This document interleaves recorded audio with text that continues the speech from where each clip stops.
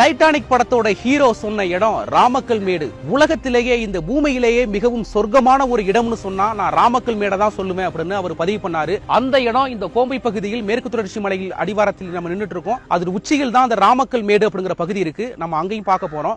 ஆசியாவிலேயே அதிகம் காற்று வீசக்கூடிய பகுதி அப்படின்னு இந்த பகுதியை தான் சொல்றாங்க. அதிகமாக இங்க விண்ட் மில்லுகள் வந்து இயங்கி கொண்டிருக்கிறத பார்க்க முடியுது. காற்றாலைகள் அப்படிங்கிறது இங்க உருவாகிற இந்த காற்றாலைகளின் மூலம் உருவாகிற இந்த மின்சாரம் அப்படிங்கிறது தான் கேரளாவில் பல பகுதிகளிலும் மின்சார தேவைக்கு உபயோகப்படுத்தப்படுகிறது. உங்களுக்கு பார்த்தாலே தெரியும், அப்படியே சுத்தி பார்த்தாலே வெறும் காற்றாலைகள் அப்படியே காற்றாடி சுத்திட்டு இருக்கிறத பார்க்க முடியுது. இங்க இருந்து இதை பார்த்தீங்கன்னா ஒயிட் கலர்ல இருக்கிறது ஃபுல்லா அந்த தேவாரம், கம்பம் போன்ற தேனி மாவட்டத்தில் இருக்கிற அந்த கிராமங்கள்ல இருக்கிற அந்த காற்றாலைகள். அப்படியே அதை பார்க்கறதுக்கு வந்து இப்ப எப்படி இருக்கு அப்படின்னா ஏதோ லைட்டிங் போட்டது மாதிரி, நம்ம இப்போ வந்து இருட்டில் இருக்கிறது மாதிரியும், அது வந்து ஃபுல்லா அப்படியே மதிய ஏதோ வெளிச்சம் சூழ்ந்து இருக்கிற மாதிரியும் அப்படியே ரம்மியமாக காட்சியளிக்குது. இதமாக காட்சியளிக்கக்கூடிய பகுதி. அதனாலதான் என்னவோ இப்போ டைட்டானிக் ஹீரோ வந்து இந்த இடத்தை அவர் வந்து எவ்வளவோ இடத்துக்கு பயணமாயிருக்காரு. இருந்தாலும் பூமியிலேயே ஒரு சொர்க்கம் அப்படின்னு சொன்னா நான் ராமக்கல் மேடு அப்படிங்கிற பகுதியை தான் சொல்லுவேன். ஏன் சொல்லியிருப்பாரு அப்படிங்கிறத நம்ம இங்க உட்காந்து இங்க நின்று பார்த்துருந்தா தெரியும் நினைக்கிறேன்.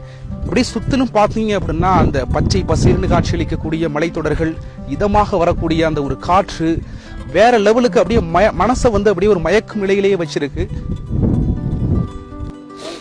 ராமக்கல் மேடு அப்படிங்கிறது குறவன் குரத்தி நினைவு சின்னம் கொண்ட ஒரு முக்கியத்துவம் வாய்ந்த இடம் அப்படிங்கிறதுனால குறவன் குரத்தி சிலை அமைந்திருக்கு. நீங்க பார்த்துட்டு இருக்கீங்க, பின்னாடி அமைந்திருக்கிறது தான் குறவன் குரத்தி சிலை.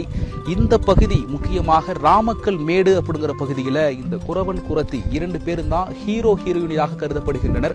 கதாநாயகியாக இந்த பகுதி மக்கள், அதாவது ராமக்கல் மேடு அப்படிங்கிற பகுதிக்கு வர்றவங்க எல்லாம் இந்த குறவன் குரத்தி சிலையை தான் ஃபர்ஸ்ட் பாக்குறாங்க. உங்களுக்கு பார்த்தாலே தெரியும், தமிழக மற்றும் கேரள இலக்கியங்களில் இருக்கக்கூடிய சங்ககால நிலப்பரப்பை குறிப்பிடக்கூடிய பிரதிபலிக்கக்கூடிய ஒரு நினைவு தூணாக, ஒரு நினைவு சின்னமாக இந்த குறவன் குரத்தி அவர்கள் வந்து எவ்வளவு ஒரு கெத்தா இருக்கிற மாதிரி தெரியுது பாருங்க. இது முக்கியமாக ராமக்கல் மேடு அப்படிங்கிற இந்த ஒரு ரம்மியமான இடத்துக்கு வரக்கூடிய அனைவரும் குறவன் குரத்தி சிலை முன்பு புகைப்படம் எடுத்துக் கொள்வதையும், இதை பார்த்து மயங்கும் ஒரு பரவச நிலைக்கு செல்லும் அளவுக்கு இந்த குறவன் குரத்தி சிலை அப்படிங்கிறது ரொம்ப கம்பீரமாக காட்சியளிக்கக்கூடிய காட்சியை தான் நீங்க பின்னாடி பார்த்துட்டு இருக்கீங்க.